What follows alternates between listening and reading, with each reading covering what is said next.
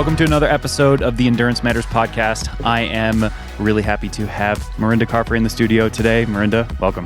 Thanks, Justin. Good to be here. Awesome. All right. Well, I start off the podcast with the icebreaker question. The question today is, you have 4 world titles, 3 Ironman and 170.3, 3 children, Izzy, Finn, and Jameson. Who are 2 people you love as much as your kids, and 1 thing you value as much as your world championship trophies or bowls? Oh, gosh. 2 people. Well, my husband, Tim. Love him as much as my kids, but I don't know that there's anyone else I love as much. I mean, honestly, I don't know. You have to have kids to understand it. Yeah, so, obviously Tim's in there, but outside of that, it's a big step before the next person. Tim twice. Yeah. Melvin, no, he's not even close. It's our dog, our little Frenchie. And 1 thing you value as much as your world championship trophies? I don't know if I value those trophies as much as I just, I don't know. I feel like I can't come up with anything that's as important. If we're talking other trophies, I'd say my Roth Lion. But honestly, all of that's just stuff. Yeah. When you talk about family and kids and stuff like that, they're what matters, and everything else is just stuff. Yeah, absolutely. Well, typically in the podcast, I start from the beginning, but I have a lot to get through today. Okay. So I think maybe because your career is so long, I want to start maybe like where we are today. So just like generally, how are you doing? I'm doing great. Yeah. Jameson's a little over 1 now. Finn just turned 4 a couple of weeks ago, and Izzy's, she was telling me this morning, almost 7.5. So she's a big girl now. A few years removed from the sport of racing professionally, and I feel like I'm sort of settling into my post-racing career. Obviously, I retired, then got pregnant again, and so my life has really revolved around the kids, and still will revolve around the kids. But in terms of like who I am and what my passions are outside of parenting, obviously that's a big passion of mine, but really enjoying, the commentary side of things, coaching as well. We've started Salty Bears, which is our training group, our triathlon team, and really enjoying that and sort of helping our athletes achieve their goals now. And I feel that is pretty fulfilling, or as close as I can get to what it felt like for me to chase those goals down. So sharing that journey with our athletes is a lot of fun, and that's enough for me. And honestly, I'm just trying to get myself back in shape after having Jameson. My fitness obviously has taken a back seat. Now I'm like, okay, I'm realizing that I need to be in really good shape to feel my best, to be my best. And so this year, the project is getting mom back in peak shape so that I can just feel my best and again, just do my best in every aspect of life. Yeah, that's one thing I was definitely thinking about quite a lot is, as professional athletes and athletes, you get so used to that sort of like daily dopamine hit or multiple times daily of like executing a hard workout. Okay, on to the next. Like, are you missing that now? Are you trying to fill that? A little bit. I mean, I don't miss the grind that much. I'm obviously race trained for over 20 years and never fortunately had any injuries. So I didn't have any I had downtime that was only programmed in. That's a long time of just consistent swim, bike, run. And I loved it. And it was amazing in the moment, but I don't want to go back and do that again. Now I like a good balance of, yes, I think for me, having some physical activity 6 days a week is important. Helps me feel good, get that dopamine hit, as you mentioned. And I think it's just good for my mental health and obviously physical health. That's kind of it. I mean, I sort of see myself in the future pushing running a little bit more. I'd love to go and do like the world majors and try and run decently fast, as a masters athlete, maybe the 50 plus age group or maybe the 45 plus age group. I'm not sure yet, but that's sort of like a little goal of mine in the back of my mind. But from now, just sort of entering sort of fun competitions, having sort of races on the calendar to help me stay motivated and on task as well. Do you think that just gives you maybe a sense of normalcy because, your whole life that's just how the thought process is oriented. Like, okay, pick a race, put that on the schedule, make your life sort of revolve around that? Do you still feel like you need to have that in order to feel normal? Yeah, I didn't think that I would need to have that, but I found that when I do have an event or a race on the calendar, it just gives me focus and allows me to then build out a training plan and stick to that training plan. When I don't have a race on the calendar, it's very easy. If mums out there can certainly attest to this. When you have kids, obviously they come first 99.9% of the time, and it's very easy for them to be like, oh, Mum, can you come and do this with me? Don't go for a run. Like you get that asked of you a lot. And I think when there isn't a race or a reason, I'm like, oh, yeah, sure, I don't need to go run anymore. I'm retired. And Tim certainly said that a lot of times since he's retired. I don't need to go run. Let's just go play, kick the football in the backyard. And there's a lot of that. And we make sure we do spend a lot of time with the kids. But I'm realizing that for me, I do a better job of parenting. I'm more patient and calm with the children if I've just had that, hour to myself at some point in the day. Like that just gives so much more to me so that I can be a better mom. And I mean, it's not like I'm super cranky if I don't exercise. I notice I have a little bit less patience with the kids. So, and honestly, as I said, everything revolves around their needs and what they need. But if I can just have like an hour a day, that just goes such a long way. No, 100%. What does your day in the life look like in 2025? Yeah, so basically I, co-sleep with the little guy. I sort of try to sneak out of bed before he wakes up, get myself maybe a few minutes of quiet before all the kids get up. But honestly, they're pretty much up right around when I am. And so it's just getting them ready for school, feeding them, getting them dressed. Usually Tim might do a workout in the morning or he might be on calls or whatever. So it sort of falls on me to get them ready in the morning. And it's no easy task.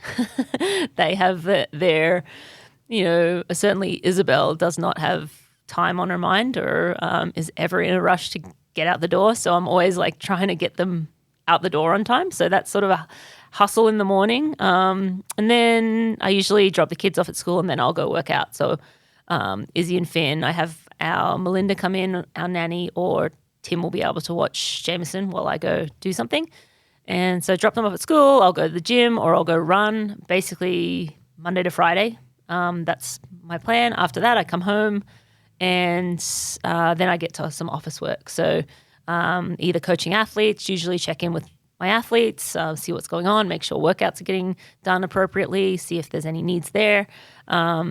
And then from there, it's sort of other admin, so running a household, getting groceries, doing laundry, cleaning the house, like just, general keep the house running smoothly stuff. So that sort of takes up the rest of my day. And then Finn's only half day, so pick him up at 11:45. Usually go back to, some more office work or whatever after he gets home. And then Izzy's home at 3:30. And from then I'm back to mum mode. So it's just hang out with the kids, feed the kids, play with the kids, then cook dinner and go to bed. Do it all again the next day. It sounds like it's, if not as busier than maybe what it is as the professional athlete life. 100% it's busier. Absolutely. There's not really a minute that's not accounted for in some way. And I do, try to find, as I said, those few minutes in the morning of quiet or in the day when no one's around is a very rare occurrence where there's no one around or the baby's asleep and I'm in the house by myself. And they're those like Zen moments where I can just switch off for a minute. But that's part of parenting. It's what I signed up for. And we didn't have one child, we had three. And because we love the chaos and we love, everything that being a family brings to our lives. So, we signed up for this and I'm here for it. Yeah, it's interesting. I was thinking about this actually with my previous guest, who's a father as well. And I've been taking on a lot more now, like business-wise and, doing the podcast. And I don't have kids, but I feel like I have a lot of minutes in the day that are accounted for. And I feel like when I go out to train, I have a lot more like appreciation for that time now, and I'm sure it's just tenfold when you have kids. So yeah, totally. Yeah. I think back to my racing days and I felt like I was busy then, but I got to watch Netflix all the time. I got to sit in the Normatec boots, like there was a lot of like chill time, but that was part of the job too. For sure. It really isn't a minute that isn't unaccounted for when you are a professional athlete, because the recovery, you go into massage, you go into physio, maybe you're sitting on the couch in the Normatec boots watching Netflix is part of being a professional athlete. And For sure. that was amazing. But yeah, now it's different. There's no Netflix watching anymore. Yeah. You mentioned previously that you don't miss a ton about being a professional athlete. You did that for a long time. Is there one thing, though, that you look back on and you're like, oh, man, I actually do kind of miss that? Maybe it's the Netflix? No, I loved just being fit. I mean, just that feeling like going into a big race, knowing you've, done all the training, left no stone unturned. And obviously I always think back to my big races in Kona, being in Kona that week and just being like in unbelievable shape. Like that is what I miss, like doing the work and then having that reward. It's sort of, and obviously the race itself, the competition, going through all of that, but really just that feeling. And I tell my athletes now, like, appreciate what you've done. Like, you do the Ironman, you mess yourself up, you're a mess for a week after. But it's that fleeting, like, week of I'm in amazing form right now. I can go run. I feel great. I'm bouncing off the walls. And yeah, I just miss that feeling. Yeah, 100%. It's hard to replicate that feeling. Yes. I've got an entire Kona section that I want to circle back to later. Yep. But one area that I definitely want to dive into first and foremost is sort of just your experience with training and racing. So the first question that I have is, you famously worked with Siri Lindley for a long time. Mm-hmm. So I'm curious to talk about and hear about how you got connected with Siri and when you guys started working together. Oh, yeah. So I had a coach. So when I first started the sport, I met some triathletes at the gym and they had a triathlon coach and he asked me to do a triathlon. And so he was my first triathlon coach. He wasn't an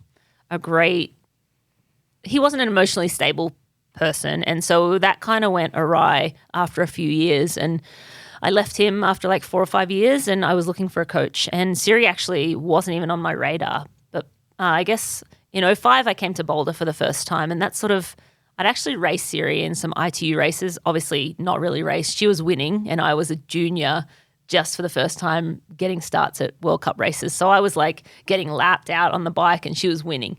So I knew who she was. And also my hero at the time was Loretta Harrop, silver medal in Athens at the Olympic Games.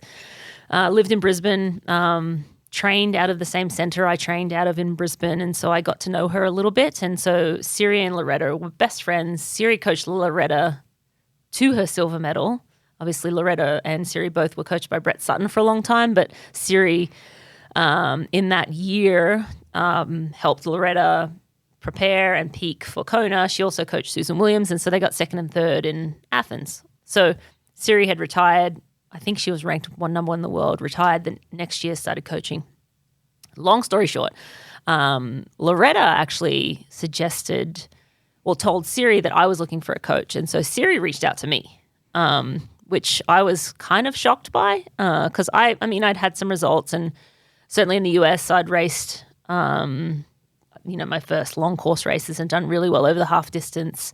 I'd gotten maybe a podium, a 4th place in a World Cup. So I was sort of climbing the ranks in ITU distance racing, showing that I had some ability in long course racing as well.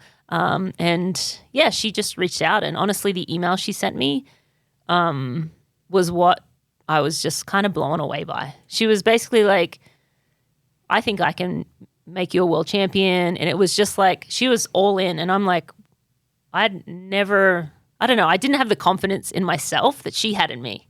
So that was huge because at the time I was talking to a couple of other coaches and anyway, so she was in Australia and said, hey, come meet with me. Let's have a chat. And, I went and met with her and I'm like 100% I'm in. Let's do this. Because just if anyone knows Siri Lindley, she's larger than life. She has such a big personality.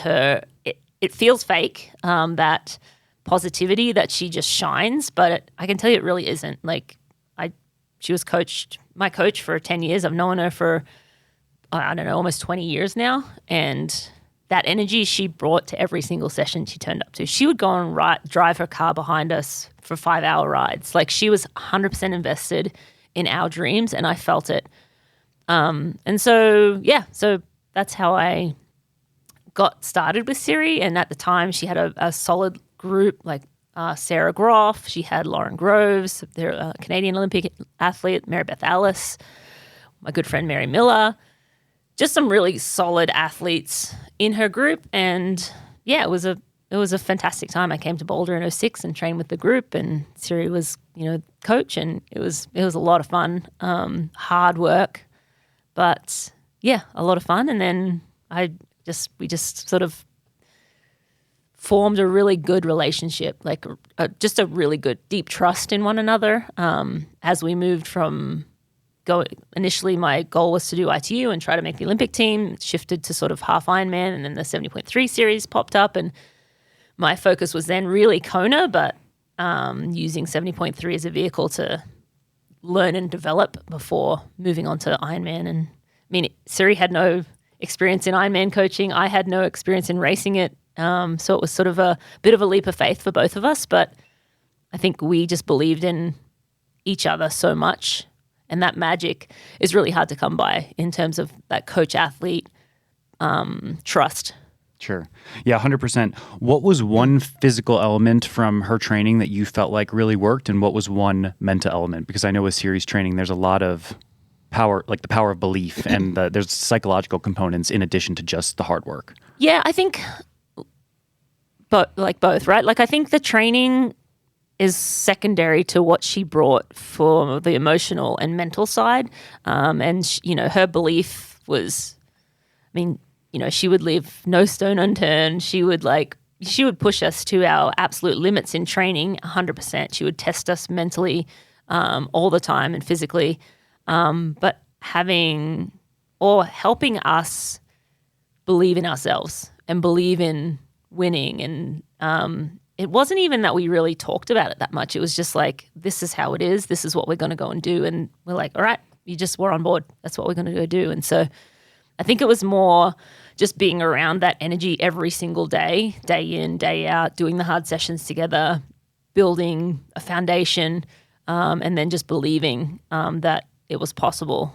That was the overriding factor. The program was solid.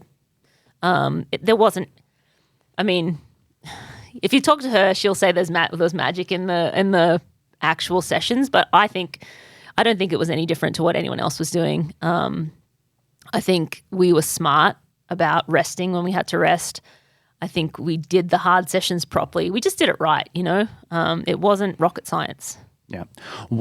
I feel like in that type of environment, there's going to be a decent level of psychological intensity.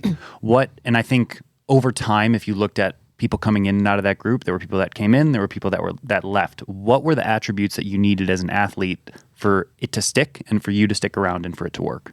I think belief was a big one.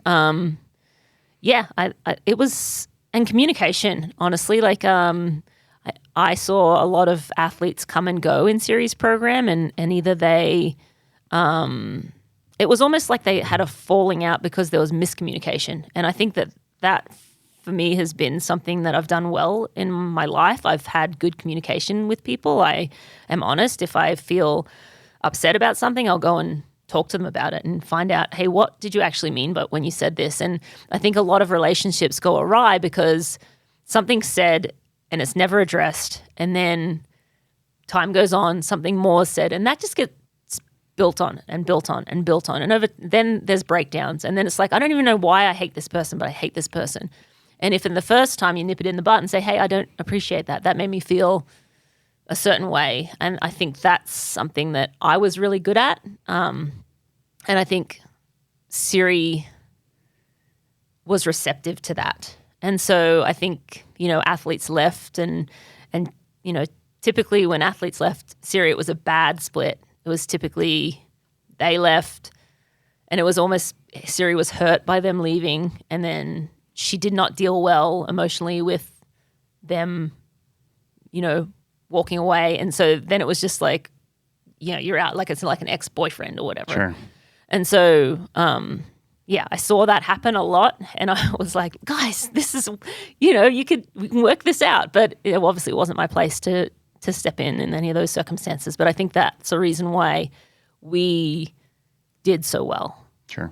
I think a big component of that as well was just there was a group environment, and it seemed as though it was very female driven. Yeah. What was it like training with a group of females all the time, and how much did you immerse yourself in the group environment versus just working with Siri one-on-one? Yeah, so when this first started happening, I had a lot of trouble. So there was a time where Siri and I did split. I should actually mention this part as well because it's a big part of our story in that, you know, I was with Siri at the beginning. There was a solid group. I was just one of the girls. Siri moved to LA with her girlfriend. Everybody left. They followed her, and then they're like, "You're not invested as much as you were before. You've chased this girl to LA from Boulder. You've moved us. This isn't as good an environment." And so pretty much everyone left her except for me. And so I stayed on, and then we got results, and then everyone wants to work with Siri. Yeah. And so she was bringing on all my competitors. And so I'm like, what? Like, how is this fair? Like, why do you have to coach all of these other athletes? And her point was, you know, you having more competition in training is going to make you a better athlete. And I'm like, okay, but this is something we've built. They're coming to you because of what we've done together. Can I have a say in who comes or who doesn't come? And she was like, no, like, this is my thing. So we ended up having a bit of a bust up in around 2011. And I just said, look, I need to go try something else. At the time, I felt like the bike was my weakness. Well, the swim was my weakness, but I just felt like I had opportunity to get better on the bike, and I wanted to go and work with a bike coach. So it was sort of twofold in that a lot of women were coming into the program that were my competitors, and I felt that I needed to go and try something else because I'd been with Siri at that point for 5 or 6 years. And we'd won Kona. We got second in Kona. And I wanted to, win Kona again. So I moved away. I worked with a bike-specific coach for a year, and then I worked with an ITU coach for like 6 months, and I was not doing well. It was a different relationship. I think the program was phenomenal. I worked with Matt Steinmetz, and that didn't work as well because he just took care of my bike, and I did the swim and run, and that's difficult because you're kind of like working against each other. Maybe the intensity on the bike takes too much away from the run, and anyway, I think I was a little burnt out by the end of 11. And then 12, I started working with Joel. The program was phenomenal, but I didn't have the same relationship with him. And it was showing up in my results. I really wasn't racing well. And so it kind of got to the middle of the year, and Siri randomly had moved back to Boulder the middle of that year. And so I just reached out and said, hey, can we talk? And we had a chat, and I said, hey, would you coach me again? And she was like, I would absolutely love to. And so there was, because I'd left her on good standings, like, as I said, a lot of the breakups with Siri didn't go well. Ours was like, I love you. I just feel like I need to do something different. She's like, I wish you nothing but the best. But it still felt hard to go back and ask her to come back. But I knew that, hey, we had something magic in our relationship, and I think you're the coach that can get the most out of me and to get me to, back to the top of the sport. And and it was magic. I came back, I think, in 2013. I think I got my years wrong there. So I think it was the end of 11 when I left her. So beginning 2012, middle of 13, I came back, and we won 13. We won 14 in Kona. But that was when the group was a lot of good women. We had, Jeannie was there at one point. I think there was Jodie Swallow, Jodie Stimpson. There was Amanda Stevens, Mary Beth Ellis. Was Leanda there that year? Leanda was there, which was hard for Leanda because she had just won. So she won 12. I came back mid-13, and I think that was hard for Leanda to swallow. So that was sort of a difficult situation that, I don't know, didn't go so well in the end. Leanda ended up leaving Siri at the end of that year, I believe. But it was great for me. I came back, and I came in, and I was just appreciative to be there, and was like old times. And yeah, I was able to get back to the top and win that year. And I think coming back in, I just appreciated having Siri in my corner again. Whereas when I left, it was almost like why do we have to have all of these women in the group? So yeah, I mean, it was hard, but also it made me step away, which I think I needed to then enable me to race as well as I did in 13 and 14. Yep. Did you always feel as though you were kind of top dog in that group at all times, and that maybe caused a rift with the other athletes? I mean, maybe Siri didn't say that, and it wasn't a communicated thing, but did you always feel like I'm the priority here? I think so. Yeah, I feel like we just had such a good history and relationship that when I came back in, I didn't walk in the door thinking I'm top dog. I walked in the door thinking like I so appreciate being here. I'm excited to get to work. But over time, it sort of, we just fell back into our old ways. And I don't know, the other women probably did feel that, yeah, Rinny's and Siri have something here that we don't have. But I don't know how I could have changed that. That was just sort of how it was. Yeah, and I think inherently, like, look, we've both been with training groups before. Like, if you have an athlete who has the potential or is winning world championships, they probably have earned and deserve a certain level of trust, attention. The relationship's just firmer, I think, than maybe an athlete who's come in and has worked with the coach for 6 months.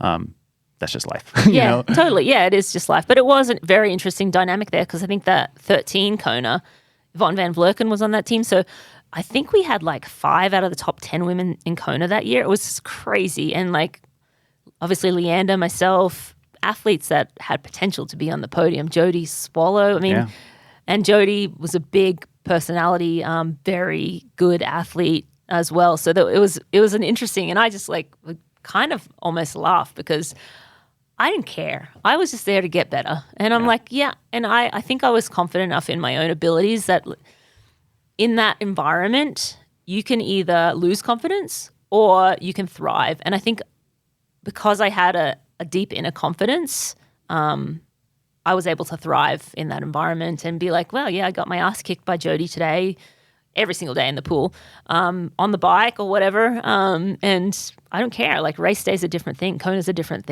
thing. And I know I can race all of these women. Yeah, you can kind of let them kill each other in training, and then you can elevate when the day actually matters, you know, when there's money on the line. I kind of loved it, actually. So I sort of came full circle in that I left because I'm like, I don't want to train with all my competitors, to being like, I believe in what I'm doing. I believe in the program, and I think I can get it done on race day. Yeah. So when you came back to Siri the second time, did you work with her all the way up until the point that you switched over to Julie? Exactly. Yeah. So I worked with Siri through till basically she was done with sport, and I think I felt it So obviously I got pregnant in 17, had Isabel, took kind of a 6 or 8 months off racing, and then in 18 we came back and we raced really well. In 19, I certainly felt that Siri was starting to be pulled in different direction. So that's she didn't have as many athletes, and she was starting to do a lot of motivational speaking. She was doing a lot of stuff with Tony, and it was really, that was what was calling to her. And I certainly felt that she didn't have as much invested in like us as she had before. And it was sort of, I was pretty disappointed in Kona in 19. I actually was in phenomenal shape all year. I broke my arm 5 weeks out from Kona. And I still was hoping that I could race well. And then she just wasn't really there for me that weekend. And that was kind of the end of it. That was like, okay, she's done. I need to find a coach who's invested and excited. And obviously my husband, Tim, was working with Julie at the time. And obviously I love Julie, was a great training partner and friend of mine for many years. And here in Boulder is Siri. I think Siri was still here, but she was just moving more into her horse rescue and Tony Robbins stuff and motivational speaking. And so we actually sat down and had a meeting at the end of 19 or the beginning of 20, and was just like, I think we're done. And she's like, I agree. I was going to say the same thing. So it was like, it just sort of mutually came to an end. She was done with coaching.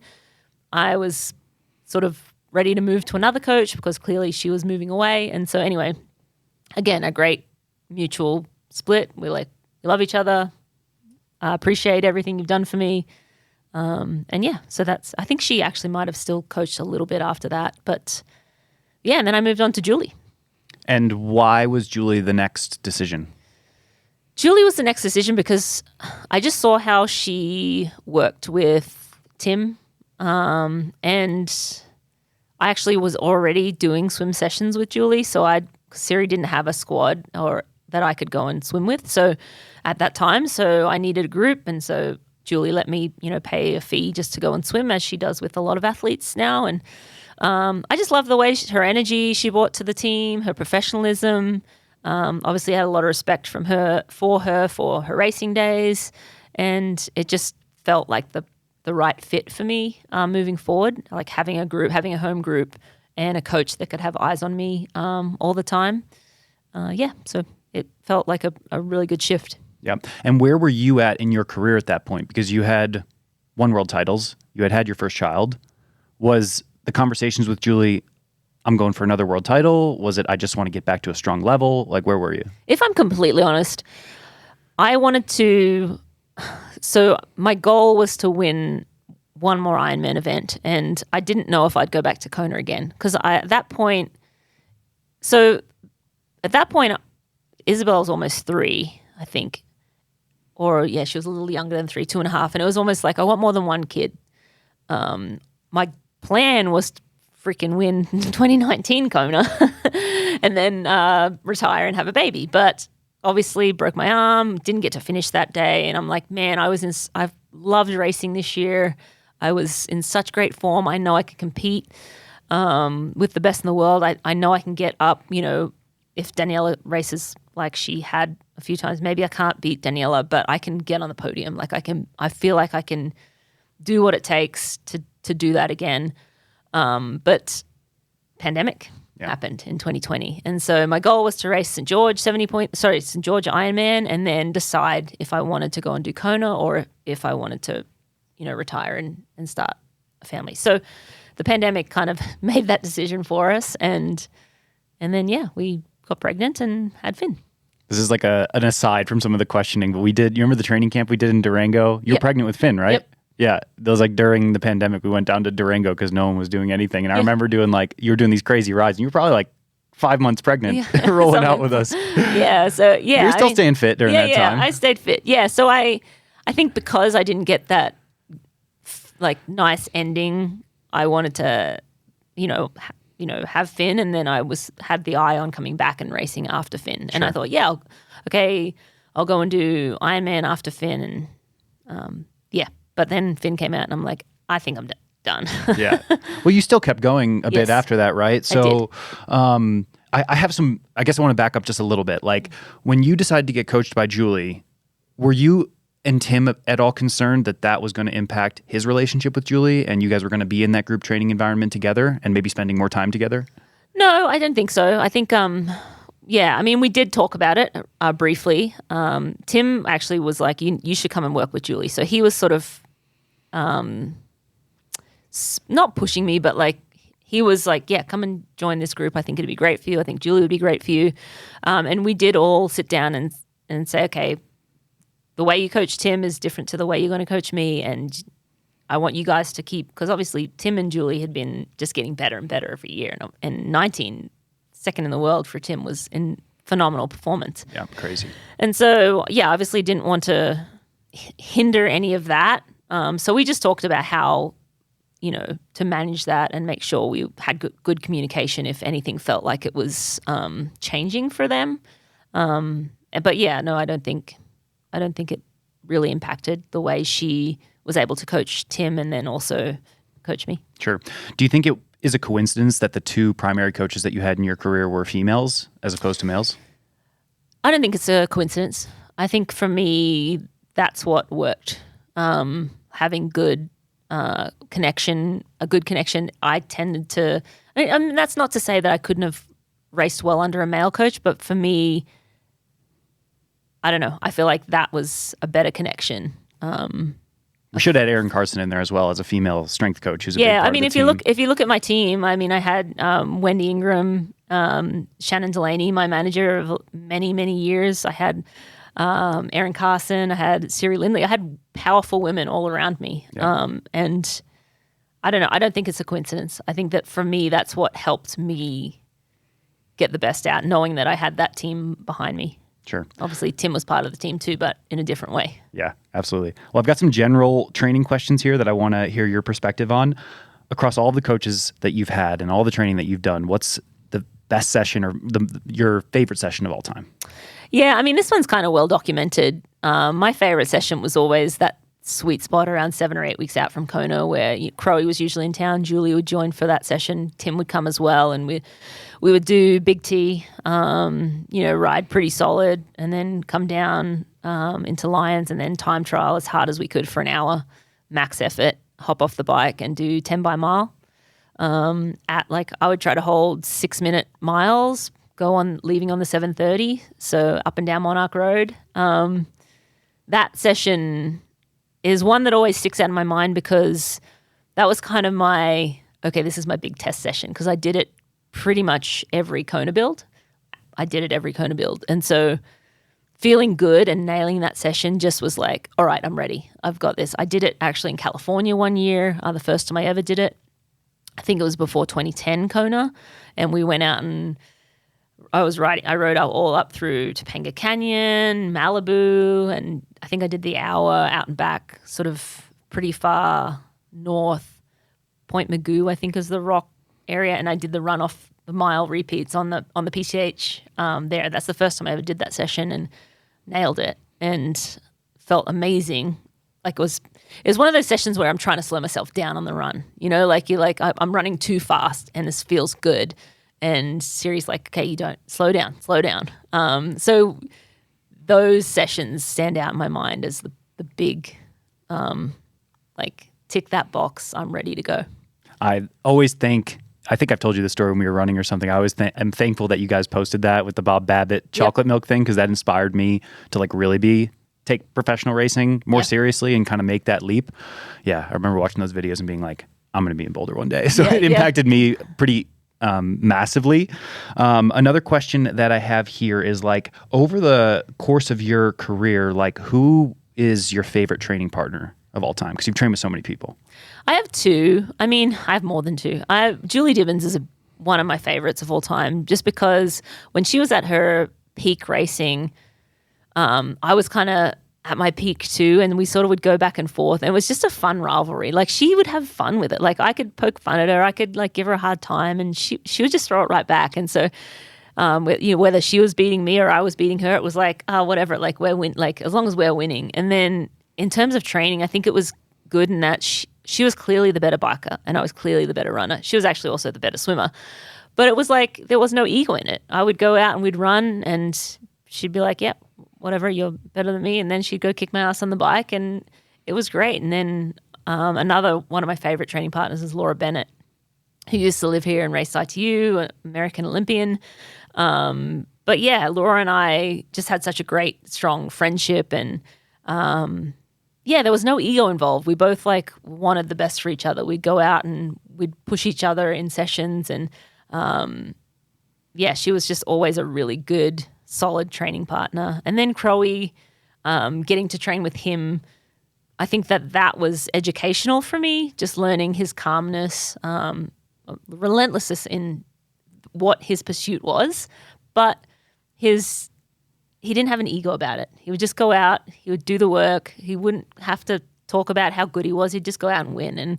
And just being around that was really good for me as a young athlete, just starting doing Ironman racing when he was already established and winning world titles. So obviously my husband was a pretty good training partner as well.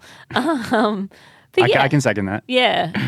I was so blessed to have good, strong friendships in the sport, and people who genuinely cared for me as a person beyond my results, and I cared for them the same. Sure. So I think that having a good training partner like that is so important for athletes, longevity in the sport, and just overall mental health. Go out and you spend so many hours with that person riding bikes, 30 hours training a week, 15 hours on the bike. If you've got a really strong friendship, it's it makes those miles tick off real quick. Yeah, absolutely. You mentioned the volume there. That's definitely, it's always a topic of conversation. If you had to take out the taper weeks and take out your off-season weeks, what would you say your total weekly average volume has been throughout the majority of your career? If I had to take it, so I probably averaged around 80K running, well, maybe 70 to 80. And then on the bike, I was probably around 300 on average, and swimming probably 25K. So I was sort of high in the swim because I sucked at swimming. So I had to be in the water 6 days a week. But yeah, like probably around 80. I would always, at my peak weeks, I wouldn't run more than like 105K maybe. But I was always pushing up, 80 to 100K running, 3 to 400K on the bike, and, 22 to 30K of swimming. So that was sort of when I'm training, that was my sort of sweet spot. Sure. Yeah. And would that change sort of in the final build up to Kona, or was it just about the consistency? Honestly, I think throughout my career, it was the consistency that enabled me to race the way I was able to race. Just week in, week out, I didn't miss a beat. Didn't miss a session, obviously unless I was sick and I rarely had niggles. And if I did have a niggle, I would let it be known and take care of it right away. Like I didn't screw around with anything like that. So that was, I think, the reason I was able to have longevity, and the reason I was able to have longevity is because I was consistent in my training. You walked me through a day in 2025. Can you walk me through a day in your life sort of in that 2010 to 2014 period? I think, so I walked through a day. Oh yeah. So 20.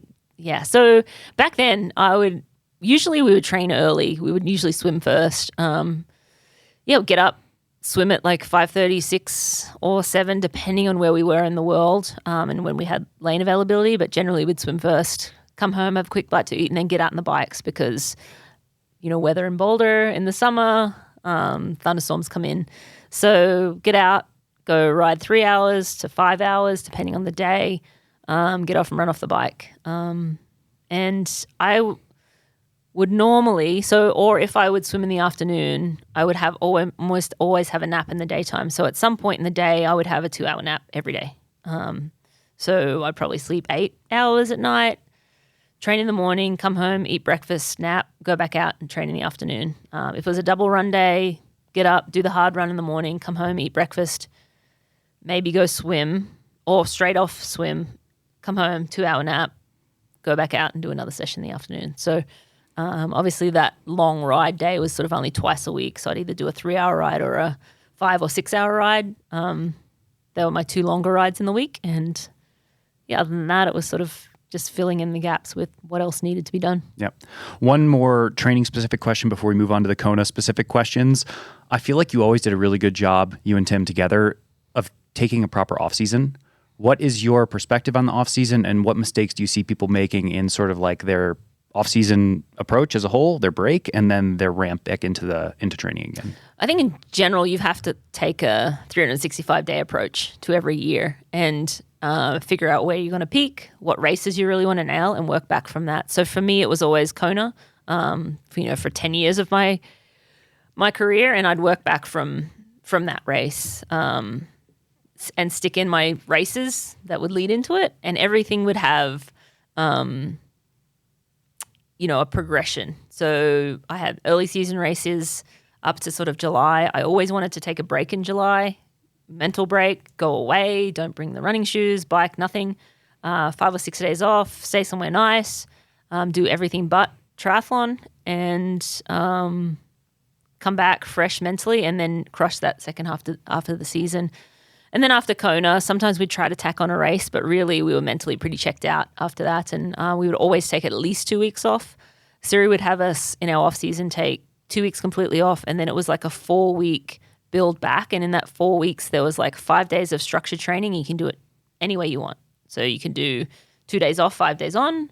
You could do, sort of 2 days on, 1 day off, 3 days on, 1 day off. So however you wanted to do that. And it wasn't anything crazy. So it was really like 6 weeks of not really training before we got back into it. So that was like a significant break from the sport mentally. And I mean, I don't know, these days the athletes we'll see. I mean, a lot of athletes burning the candle at both ends, especially now that the Pro Series is happening and the Ironman Series is happening.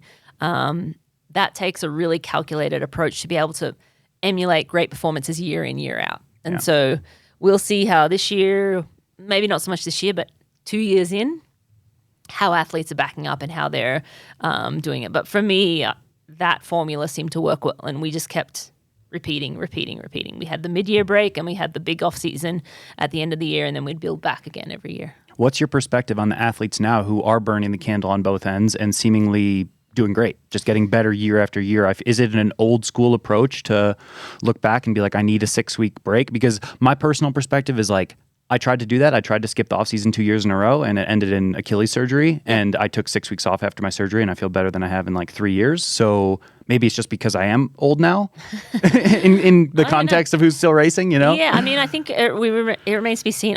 I don't think it's I mean, there's a lot of technology that's come forward. You know, the run technology, athletes are able to, you know, put in more nutrition in races. They're less beat up because of the shoes they're racing in from Ironman races. So athletes, therefore, are doing more races. But mentally, I think it takes a toll. And so I think athletes will burn out. I mean, when you go back, you talk to Mark and Wendy Ingram and all those guys. They used to race Kona, and then they just wouldn't do anything until January 1. They'd dust off the tri-bike. I mean, we had 2 weeks off. Yeah. You know, like we were back doing triathlon training, and I say it was 6 weeks before we were actually back in full force, but you were still training, you know, like you were moving along, you know, you were getting the stuff done. You weren't taking 6 weeks off. But yeah, I don't think it's an old school approach. I think we're going to see I mean, you already see it. You see athletes that are amazing, and then they're completely screwed. Yeah. I mean, I don't want to put names out there, but I mean, you can sort of fill in the blanks with athletes. You're like, oh my God, this person's on fire. They cannot do any wrong. You know, 2 years of just crushing everyone, and then they're gone. Yeah. And then maybe 3 years later, they come back. Could they have done better if they just raced a little bit less, took a little bit more care of themselves, and just scheduled their seasons a little smarter? I mean, there are some athletes I'm thinking about now that are taking that approach. You don't see them race as much, but I think they'll be able to keep rising to the top when it matters.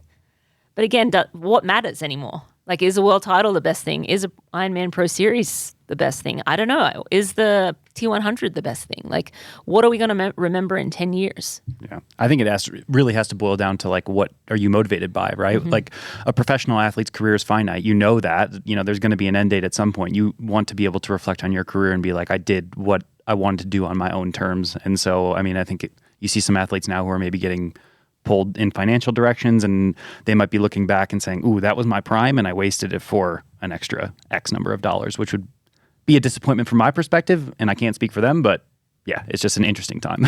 No, absolutely. And I found that out really quick. So 10, I won Kona, and all of a sudden I had sponsors, and all of a sudden I had, you know, plane tickets and appearance fees to go here, there, and everywhere. And I'm like, yes, I'm taking it all. I'm doing it all. I'm taking all the money, and I'm going to go and cash in, because I don't know if I'm ever going to win another world title, and I have done it now. And I didn't have a great 2011 World Champs. I had some nutrition, you know, fly off my bike, which I think cost me in the end. But at the end of the day, it was a race that should have gone a lot better. Actually, no, that was 12, the way the nutrition came off. Anyway, I just didn't race as well as I think I could have in 11. And that still haunts me to this day, because I know I didn't do everything perfectly that year because I chased money. And so that year I'm like, I'm never chasing money again. I am never going to compromise the training that I need to do to race well in Kona. And so, yeah, that dictated the rest of my career, and I think in a good way. Like, it took 1 year to learn that lesson. But yeah, for me, absolutely, you know, winning that big race. And for me, my driving force was Kona, always was. To win that race multiple times was always my goal. And yeah, money was secondary to that. Yeah, it's interesting to watch you speak about that, because, you know, you can talk about your world championships. Oh yeah, no, I won this year, I won that year. And they're kind of like lumped into a category, but the intensity when you're talking about 12, when you didn't win, it's a higher level. Yeah. And so that, you're thinking about that. So that's Yeah. a learning lesson for anyone out there who's maybe not sticking true to what, motivates them. I want to spend a little bit of time specifically talking about Kona, where you were incredibly successful. Your career was made in Kona. What did you do differently? And this doesn't necessarily have to be a training question, in the final build up to Kona that you wouldn't do, that you would save for Kona in the Kona build up. Yeah, our Kona taper was always different. And first of all, like that race was mentally, emotionally, it was my everything. So it was different anyway. Even if I did the same taper, even if I did the same training, it was just different because I planned my whole year around it. The emotional high, or the emotions I had to, just getting up for the occasion, right? Like there are some races you turn up to and you're like, I want to have that motivation and it's just not quite there. And then Kona, you're like, it's there. Like I have it. And I'm willing to just go to the ends of the earth to win this race. And that was that race for me. But for Kona, we would always make sure we raced 4 to 5 weeks out. I did a half Ironman. Muskoka was the race that sort of made sense for a number of years. And then later, Santa Cruz. It was always sort of sometimes hard to find a race, but I tried to race 4 to 5 weeks out. And that would be sort of the end of my Kona training. Like I was pretty much done all the work. And from then there were a couple of other key sessions, like key big sessions, but really I was starting to taper. So that's a long taper or a long time ahead of the race. And yes, like you do the half, you recover. I did one more big key session. Then I'd go into Kona. I would always go in 2 weeks early so that I could get my last long ride, which is 5 hours on the course, my last long run, 2 hours on the course 2 weeks out. And then I would always take a couple of days off 2 weeks out. So this was something that Siri brought in that I wasn't so sure about. And she's like, we're going to take 2 to 3 days off. And I was like, all right. So I was on the big island. Everyone's training their asses off. And I'm sleeping in. I'm watching Netflix. I'm like sitting, by the pool, doing nothing. Wow. And so for me, I took 2 days because I wasn't willing to take a third day out of the pool. And then I did a swim day. And I think, the third day I would swim, bike and run 30 minutes. 30-minute swim, 30-minute bike, 30-minute run just to get everything moving again. And then I'd go back into, hard run. And I felt amazing. So once I got everything, I had the rest, I turned everything back on. Couple of hard sessions, hard bike, hard run, last semi-hard long ride, last semi-hard, so a 3-hour ride or whatever, and an hour run that last weekend before Kona, and then normal taper week. But I felt so amazing in that last week. And I think the confidence you get when you feel amazing on race week, you always want to feel amazing. And you don't have to feel amazing on race week to have a great day. But mentally, it's so much easier when you're like flying. Yeah. That race week, you're like, I'm ready. I'm ready to go. Like, you're like a caged lion. Like, let me get out there and let me at it. And I think having those 2 days to just stop enabled me to get up for the races. It worked for me. Yeah. I know, like, the best races I've had in my career, I feel great on race week. Yeah.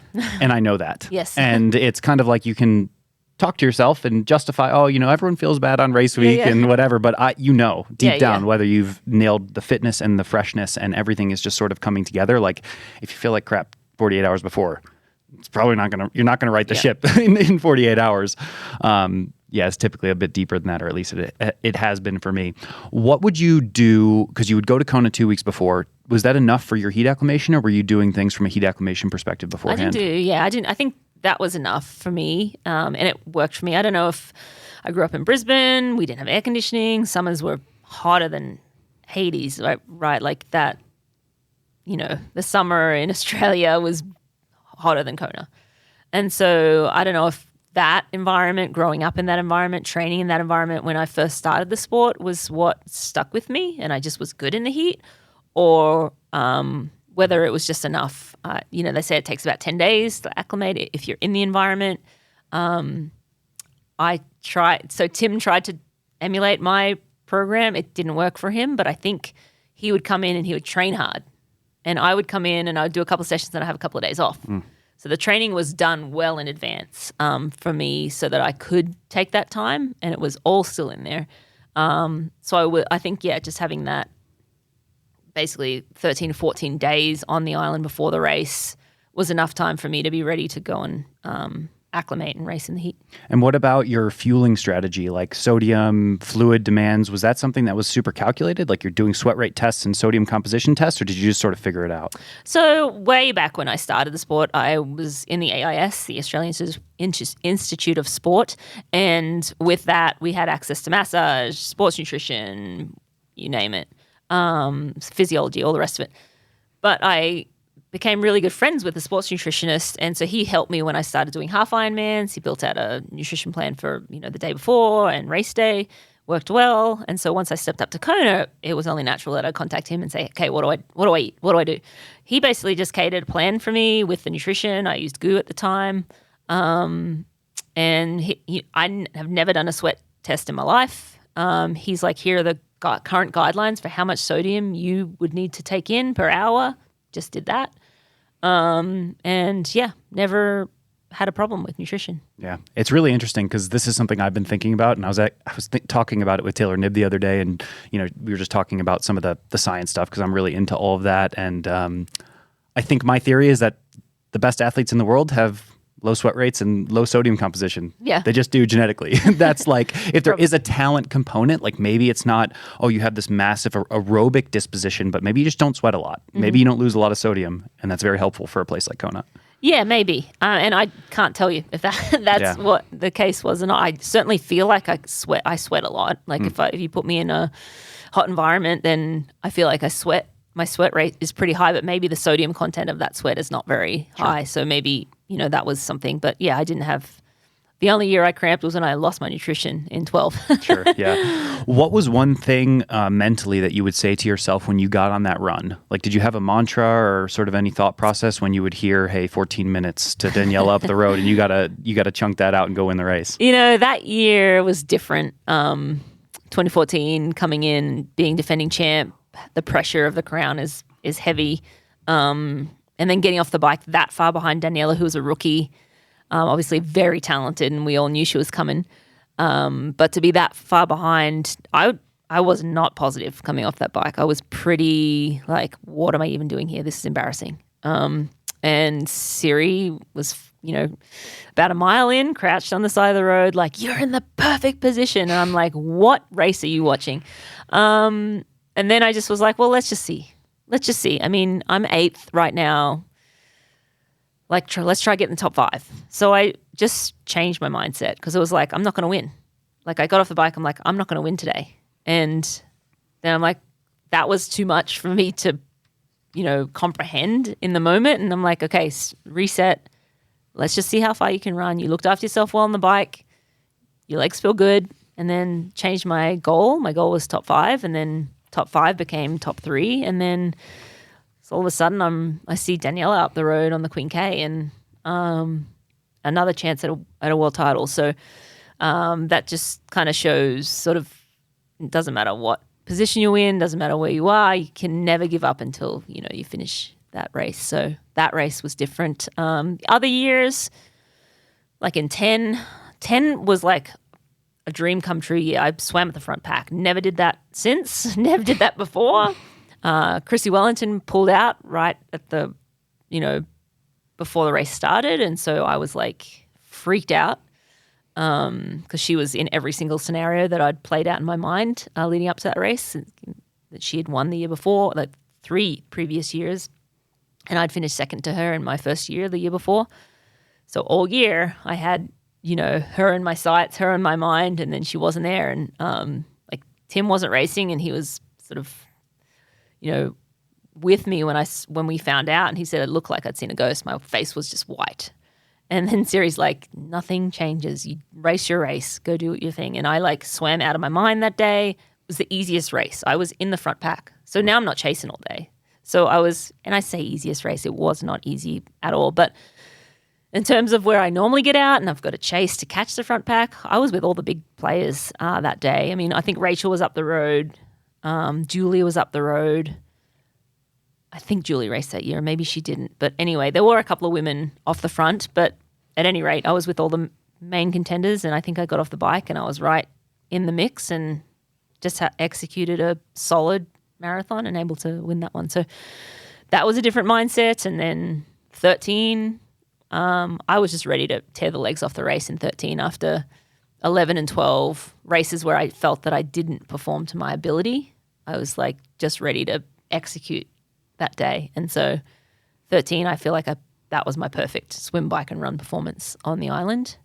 And so that one was just being in the moment, just like being calculated, executing every single moment of that race to as much close to perfection as possible, and getting to the front of the race. I think I got to the front of the race reasonably early compared to other races. Sure. Now, back then you were running low 250s, and I think a lot of the men at the time were running around the 3-hour mark, so your runs were always some of the fastest in the field. If you had given yourself carbon shoes then, what do you think you would have done? I don't know. It's hard to say, right? Like, I don't know. I think certainly faster. That's my answer, really. Yeah. My goal was to run 248 since I started racing in Kona. I ran 249 in Austria once, but never got under. I think I went 250 and 30 or something was my fastest race in Kona on the marathon. But you think back and wish, oh man, I wish I had those carbon shoes. But I think it makes everyone run faster. So then my running, having to run, how much faster than the other women am I going to have to run to win still, right? Like I think everyone's just running faster. Yeah. And at the end of the day, it would be nice to have, a super fast marathon time in Kona, like recorded, but that just wasn't my time. And the wins were I'm the okay important piece. No, I think, the wins, yeah, they will win. I don't know. The wins come and go. Some years were windy for me. Some years were not. I feel like we haven't really had a super windy year for a while. I think because everyone's starting earlier and everyone's faster. So we're getting out to Harvey and coming home before, the real winds start to pick up. Whatever. I got to live my dreams, and that's enough for me. Okay. Well, moving on from Kona here, I've got what I'm titling Rinny's advice column. So I've got 5 questions because I think you've done it all and seen it all. So I've got 5 questions here. The first one is, what is one thing you did in training that was a mistake and got you in trouble? Training through illness. I once got a really bad stomach bug. And I took a day off. It was like it was legit 3 days of vomiting, and then, a day of vomiting and then 2 days of the other end. And then I took I don't even know, maybe I didn't even take a day off, but I tried to train through it and I was crushed. And I ended up having to take 2 weeks off after probably a month of trying to train and trying to find my way back, of just not feeling right, to then right the ship. So I learned from there that, okay, you get sick, you take time off, you take care of yourself. It's not worth pushing through. Yeah, absolutely. What is one thing you did consistently in training that allowed you to have such great longevity and not get hurt and have such a long career? No, I think just listening to my body and being honest with myself and my coach. Yeah, that's a good one. For all the parents out there listening, how did you manage training full time and bringing up a toddler? What is one piece of advice for parents burning the candle at both ends? Well, we had an au pair when we had Isabel, so that was absolutely super helpful and needed because we were traveling the world at that time. But just trying to include them as much as possible. I mean, I was just at the gym with all 3 kids. It's obviously a public holiday here today, and they're not at school, so they all came to the gym with me. So just including them as much as possible, where possible, and being okay with missing a session here and there. One session won't make or break your season, and the kids are your number one priority. You chose to have a family, so they are the priority, but you can do both. What is one piece of advice you have for young couples out there who are both doing triathlon? Get your own teams. I think, I say that Julie did coach Tim and I at the end of our career, but we both had our own managers. We both had our own people that helped us, especially on race day. I think that's when it really became the big, or could have been a big issue, and that Tim had his team and his people helping him, and I had my team, and it was just you focus on you, let him focus on him. That's the best way to get your best performances out. And it took us a little while to figure that balance out because, you're with your partner, you want nothing but the best for them, you're thinking about them all the time, you're But honestly, the best thing for them is for you to focus on yourself. And it's only a moment. Those races, in terms of, day-to-day training, I think there's a lot of benefits in actually having a partner. And I think you just have to have good communication. Like, I'm smashed today. Can you please make dinner? Can you please clean up? I'll get you back, I promise. Having that nice give and take. That's a good question that I didn't get the chance to ask earlier, but I was thinking, what was one thing in sort of like the heat of your guys' training that seems simple on paper, like doing the dishes or cooking dinner, that at the end of a hard training day, you guys just couldn't, it was just too hard? Yes. Just every day-to-day living stuff, having a clean house, doing the dishes, cooking dinner. But again, I think having good communication with your partner is so important, and just keep picking up the slack when the other one can't, and making sure that's reciprocated, so it's fair and everyone's getting their time to get in the boots and relax and watch TV. And there's give and take in any relationship, but in triathlon relationships, that energy in the house is sometimes limited, and so really important just to communicate. Yeah, absolutely. What advice would you give a young pro who's trying to make a career out of triathlon? I think young pro trying to make a career out of someone, just find a good coach that believes in you fully and is fully invested in your journey. And there has to be a really good mutual respect between you and your coach. I think having that partnership be super strong it's just really important. Yeah. Final question here in the advice column is, what advice would you give me? I don't know if you followed my my highs and lows over the last couple of years, but we've trained together for quite some time. What advice do you have for me now? I'm 31 years old. You're still feel like I got young. legs left. No, you absolutely do. I think for you, just making sure you take care of yourself through this return. I think you know that now at 31. And then, I don't know, I feel like for this year, don't have big expectations. Like, this is going to be your build back year, and then hopefully by the end of the year, there's no niggles. You're at a solid, foundation, and you can move into next year and try to, go out guns a-blazing. So I think you've found a good coach in Matt Hansen, and, hopefully that relationship is as strong as I talk about, and I think that will go a long way for you. Yeah, thank you. I hope that is the case. We'll see if I can get over this injury, but I have very low expectations, and I don't have a lot of pressure to race, which is good. So I don't want, like we spoke about before the podcast, I'm not going to be back until you have something to say on the Ironman broadcast. All right. Well, before we wrap up the podcast, I'm going to finish with our rapid fire. So the rapid fire questions here, they're supposed to be rapid fire, but you don't have to be like super. Right. Yeah. All right. Who was one athlete that kept you up at night or motivated your hardest sessions? The two, Daniela and Chrissy. What is one thing people would be surprised to learn about you? That I was once an extra in a Jackie Chan movie. Filmed in Australia? Yep. Wow, that's crazy. All right.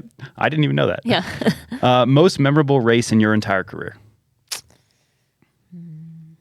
Well, I have a lot of really good memorable. I think 2013, I feel like I had the perfect race in Kona. That's cool.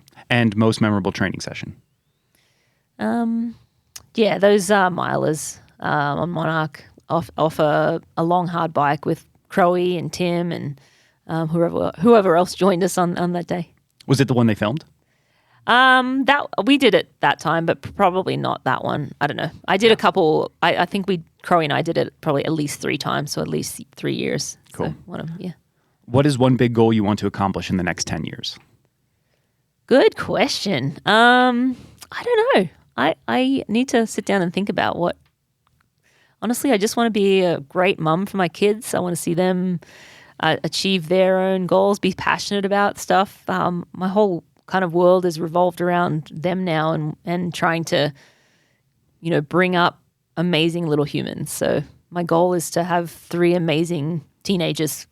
I don't know if those 2 words go together. In 10 years, Izzy will be 17, right? That's crazy. 17, 14, and 11. Wow.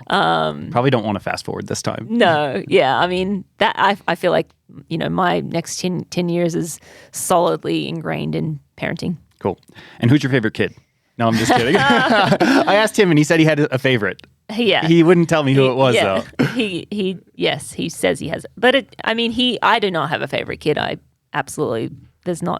They're all equally the same. But yeah, he goes back and forward on who his favorite is in the moment. The real question is, who do you think is the most likely of your three to follow in their parents' footsteps and become a professional triathlete? Tim's answer was Finn.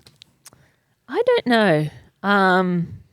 Jury's out on the little guy, Jameson, because he's just obviously learning how to walk.